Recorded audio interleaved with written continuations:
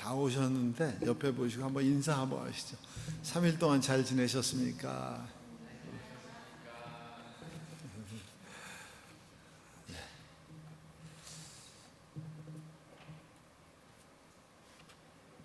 수요 예배란 말은 예전에는 3일 예배 이렇게 했는데 이제는 3일 예배보다 수요 예배가 더 친숙해진 단어가 된 것 같아요.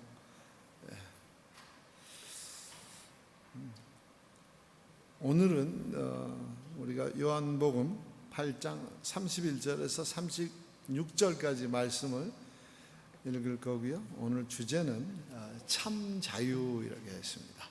요한복음 8장 31절로 36절, 제가 홀수, 또 우리 성도님들이 짝수 이렇게 교독해서 말씀을 봉독하겠습니다. 제가 먼저 읽겠습니다. 그러므로 예수께서 자기를 믿은 유대인들에게 이르시되 너희가 내 말에 거하면 참으로 내 제자가 되고 진리를 알지니 진리가 너희를 자유롭게 하리라. 그들이 대답하되 우리가 아브라함의 자손이라 남의 종이 된 적이 없거늘 어찌하여 우리가 자유롭게 되리라 하느냐. 예수께서 대답하시되 진실로 진실로 너희에게 이르노니 죄를 범하는 자마다 죄의 종이라.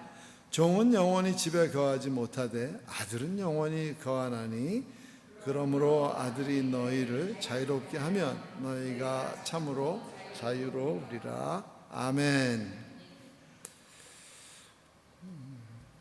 오늘 말씀을 보니까 유대인들도 또 많이 예수님을 따르고 믿었던 것 같아요. 그러니까 이 회당 안에서 지금 대화를 나누는 중인데 내 말에 거하는 사람들은 내 제자가 되고 이렇게 또 말씀하셨어요. 오늘 저녁에 저는 제가 가장 존경하는 신학자이고 또 목회자이셨던 윤종호 목사님이 쓰신 저서가 이제 보혈을 지나 아버지 품으로 하는 책이 있습니다. 오늘 첫 찬송이 보혈을 지나 하나님 품으로, 보혈을 지나 아버지 품으로, 그래서 얼마나 찬송 자체에서 은혜가 되었는지 모르겠어요. 감사합니다. 너무 감사합니다. 예. 오늘 준비한 말씀은 이제 그 책에서 정말 이거는 놓칠 수가 없다 하는 부분들하고 성경 말씀을 쭉 보면서 제가 굉장히 선호하는 주석책이 두 권이 있습니다.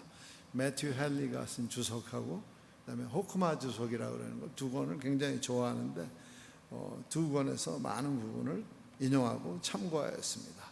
최 목사님 같이 실력이 좋으시면 저도 너무 좋겠어요. 이 강해 설교 무지하게 어려운 거거든요. 근데 최 목사님 계속 강해 설교를 그렇게 하시더라고요. 주일날도 수요 예배도 또 토요 기도회도 엄청난 에너지도 필요하시고 엄청나게 많은 그 설교에 대한 그게 있으신 것 같아요. 필이 있으신 것 같아요. 너무 부러워요. 자유 그랬습니다. 자유. 누가복음 4장 18절 말씀에서는 하나님께서 이 땅에 아들을 보내신 목적에 대해서 말씀해 주고 계세요. 그 목적은 이제 포로된 자, 눈먼 자, 갇힌 자, 이 셋이 다 동일하게 사단에 의해서 이분들에게 자유를 주심이라 하였습니다. 우리가 그랬죠. 우리가 어둠 가운데서 불러내지기 전에는 눈먼 자이고 어둠 속에 갇힌 자였고 사단에 포로된 사람들이었습니다. 오늘 저희는 세 가지 부제로 말씀을 나눌 건데요. 첫 번째는 예수 안에 있는 자유, 두 번째는 죄로부터의 자유, 세 번째는 하나님의 자녀로서의 자유, 이렇게 나눴습니다. 첫 번째 예수 안에 있는 자유는 전에는 우리가 사단의 종이었습니다. 근데 이제는 우리가 정말 우리가 감당할 수 없는 하나님의 은혜로 자유를 누리고 살아갑니다. 이 자유는 우리에게 거저 주어진 것은 아니에요, 실상은. 근데 우리는 그 값을 지불하지 않았습니다. 왜냐하면 하나님께서 그 아들 예수 그리스도를 십자가의 보혈로 내어주셨기 때문입니다. 갈라디아서 5장 1절에 보니까 다시는 사단의 종의 멍에를 매지 마라 했어요.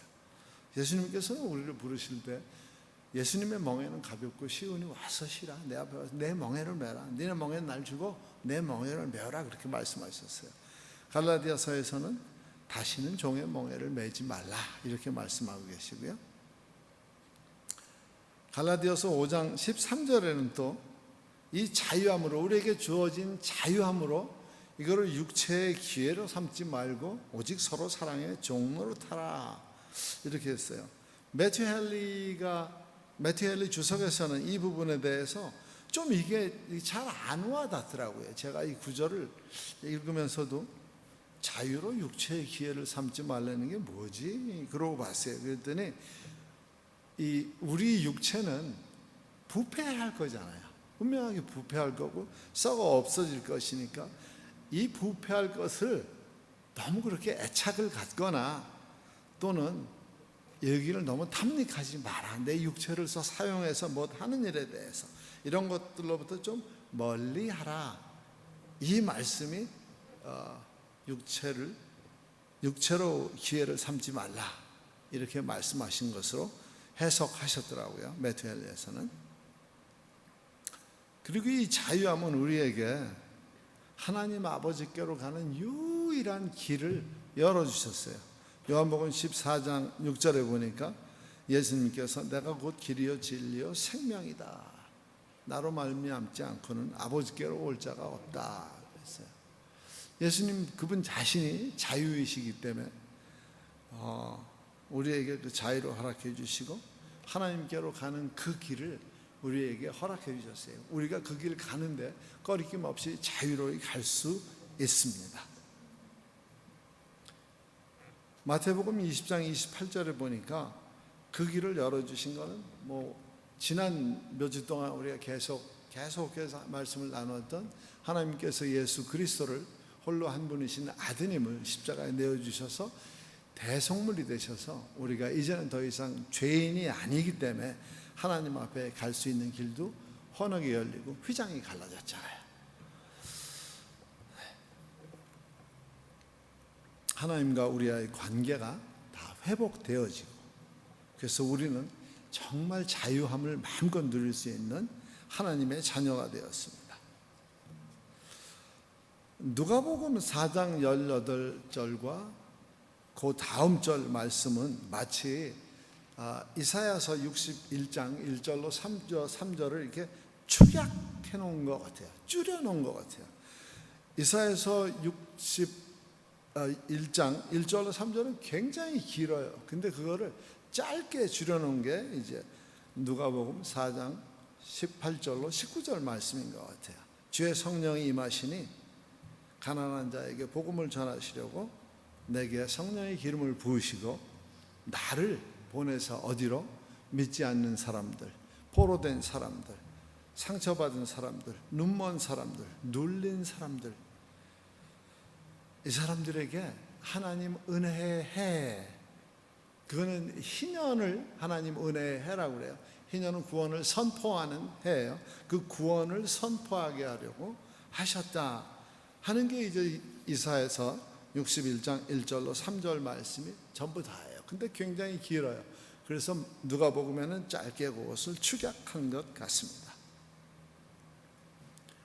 두 번째로는 우리가 이제 죄로부터의 자유 이랬습니다. 예수 그리스도 안에 있는 하나님이 허락하신 우리들 성도들을 위한 그 자유함의 비밀이 있다는 겁니다.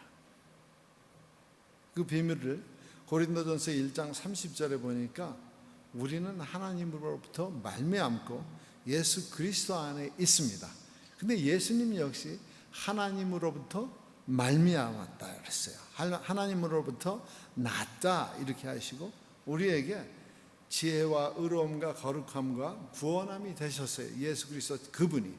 그래서 우리를 구원하셔서 이제 우리가 더 이상 죄의 종로로 타지 않고 죄로부터 자유함을 받았다는 것이에요.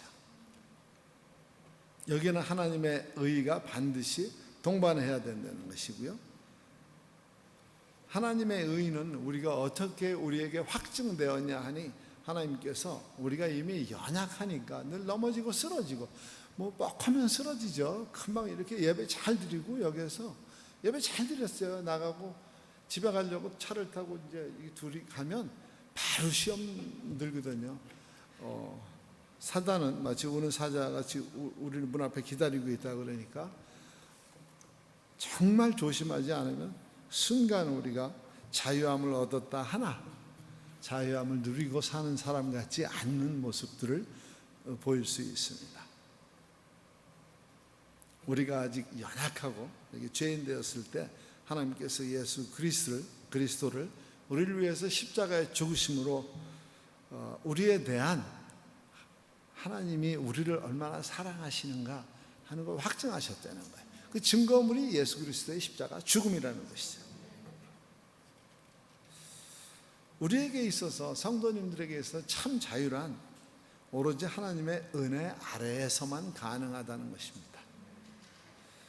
로마서 6장 12절에 보니까 죄가 우리를 어떻게 해볼 수가 없는 거예요. 죄가 더 이상은.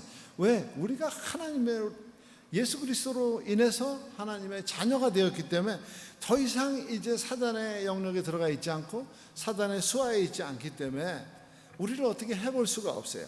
왜냐하면 우리가 그 율법 아래에 있는 것이 아니라 하나님 은혜 아래에 있기 때문에 사단이 우리를 어떻게 해볼 수 없다는 것입니다. 세 번째면서 이제 마지막인데요. 왜 이렇게 빨리 가죠? 진도. 이게 이제 하나님의 자녀로서의 자유 그랬습니다. 이스라엘은 참 특별한 제도가 있는 것 같아요. 하나님이 이스라엘 백성들에게는 정말 아주 특별한, 세계 어느 나라에서 이런 법을 볼 수 없는 특별한 제도를 만들어 놓으셨어요. 그게 이제 안식년과 희년 제도라는 것인데, 먼저 안식년은 우리가 이 다 벌써 매주 토요일 날 새벽에 목사님 레위기를 강해하시면서 이미 다 들은 것들이 안식년이 어떻게 제정되었고 몇 년 가야 되고 몇 년 후에는 어떻게 놓아줘야 되고 무엇을 주어야 되고 하는 이런 부분들하고요.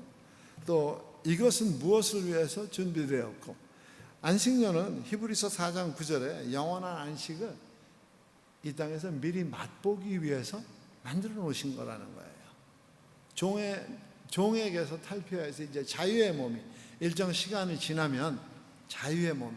근데 어쩌면 이게 맞는 것도 같아요. 왜냐하면 시편 기자가 모세가 시편 90편에 우리의 연수를 얘기하잖아요. 사람 인생의 연수는 70이요 강건하면 80이라도 그랬는데, 여기 안식년을 보면 안식년이 6년이고 7년째에 가서 놓아준다 그랬어요. 그럼 여기다 이제 10으로 다 배수를 치면 70 이렇게 되는 것 같아요. 그럼 인생 60, 70 살고 하나님 앞에 가는 거, 그것은 이제 안식처로 들어가는 거죠.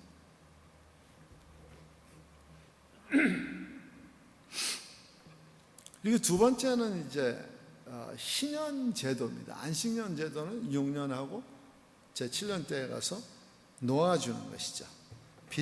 빚이 있는 사람들은 빚을 다 이렇게 면제해주고, 종으로 일했던 사람들은 또 제 7년 때 놓아주고. 희년 제도는 아까 말씀드린 것 같이 동일하죠. 안식년과 거의 동일하고, 희년 제도는 단지 그 안식년을 이렇게 확대해 놓은 것과 맛이 같습니다. 희년은 이제 안식년 7년이 7번 7배수로 나가서 7번째가 되는 해가 희년인데, 그 희년이 되면 휴식과 회복, 또 모든 빚, 또 종으로 있었던 그러한 신분, 이런 것들이 면제되고 해방이 된다는 아주 독특한 제도입니다.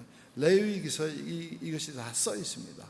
그리고 레위기서 25장 47절로 49절에 보면 굉장히 길게 제가 이 한 페이지가 다 나와 있어요. 시간이 많아서 읽어드릴까요?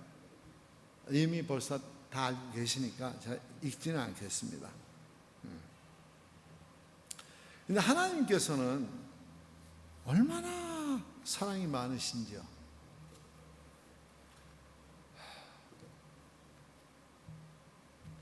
살인자의 그 사람을 죽인 사람의 신분을 이게 감춰 주십니다. 그러니까 신분이라기보다는 그분이 머무를 곳을 만들어 놓으세요. 도피성이라고 하는 그 피난처를 만들어 놓으시거든요. 피난처를 만들어 놓으시는데 이스라엘은 이제 자기 땅이 없었어요. 애굽에서도 자기 땅이 없었죠. 종으로 있었으니까. 광야는 더 말할 것도 없죠. 자기 땅이 없었죠. 그래서 12지파가 힘을 합쳐서 가나안 땅으로 들어왔어요. 가나안 땅으로 들어와서 이제 땅 분배를 하게 됩니다. 그러고 자기들이 이제 지파별로 땅을 받죠. 레위 지파는 하나님이 기업이라고 하시니까 거기에는 땅을 안 줬어요. 그리고 땅을 몇 개로 나눴어요? 12지파에서 한 지파 빼니까 11지파죠. 근데 성경이 또 좀 재밌는 부분들이 있는 거예요. 12지파에서 한 지파를 또 이렇게 줄로 나눠요. 문하세를 동으로 서로 나눠가지고 이렇게 갈릴리 호수를 가운데 두고 오른쪽으로 문하세 반지파, 왼쪽으로 좀 밑으로 내려서 납달리 지파가 있고 그 밑으로 이제 문하세 지파가 이렇게 크게, 땅은 제일 많이 가져요. 문하세 지파가 거기에서 그렇게 해서 12땅을 이렇게 나누는 장면이 나옵니다. 그리고 그 12개, 48개의 성읍을 이제 만들고 동쪽으로 성을 3개를 따로 준비를 하시고 서쪽에도 성을 3개를 준비를 하셔서 그걸 도피성이라고 합니다. 6개의 도피성이 있어요. 그 도피성의 자리를 이렇게 쭉 배치해 놓고 어느 곳에서 부지 중에 살인을 하였든지 의심받을 만한 살인을 하였든지 쉽게 빨리 피할 수 있게 도피성을 하나님께서 만들어 놓으셨어요. 그런데 도피성에 들어가 있으면 어떤 제재를 받는다고 써 있지를 않아요. 그냥 도피성에 들어가서 쉬는 것 같아요. 언제까지? 대제사장이 죽을 때까지예요. 제사장이 죽을 때까지.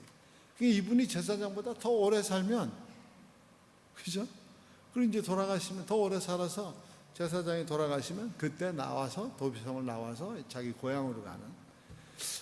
그래서 하나님이 도피성, 그리고 문득 도피성을 보다가 예수 그리스도 도피성, 우리가 피할 곳은 예수 그리스도.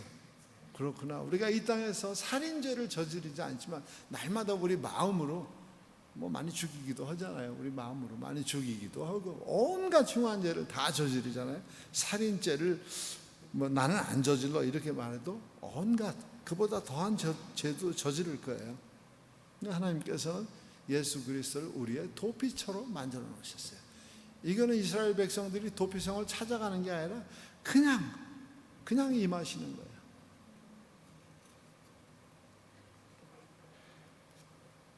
갈라디아서 2장 20절에는 우리의 이런 모습이 그대로 적나라하게 써 있습니다. 내가 그리스도와 함께 십자가에 못 박혔나니 그런즉 이제는 내가 사는 것이 아니요 오직 내 안에 그리스도께서 사시는 것이라. 이제 내가 육체 가운데 사는 것은 나를 사랑하사 나를 위하여 자기 자신을 버리신 하나님의 아들을 믿는 믿음 안에서 사는 것이라 했어요. 이제 우리에게 정말 자유함이 있죠. 예수 그리스도와 함께 십자가에 못 박혀서 죽었고 예수 그리스도가 부활하심으로 우리가 다시 그 부활에 동참할 수 있고 이제는 하나님을 우리가 아버지라 부를 수 있고 하나님의 우리를 내 아들아, 내 딸아 이렇게 부르는 그 자유함이 우리 안에 있다는 것입니다. 어떠한 상황, 어떠한 처지에 우리가 놓여 있을지라도 하나님을 의지하고 그리스도와 함께 죽고 또 그리스도와 함께 사는 우리 평강교회 식구들에게는 그리스도 안에서 자유함을 누릴 수 있는 그런 은혜가 충만하시기를 소망합니다. 그냥 누리시지 말고요. 마음껏 누리시기를 예수님의 이름으로 축원합니다. 기도하겠습니다.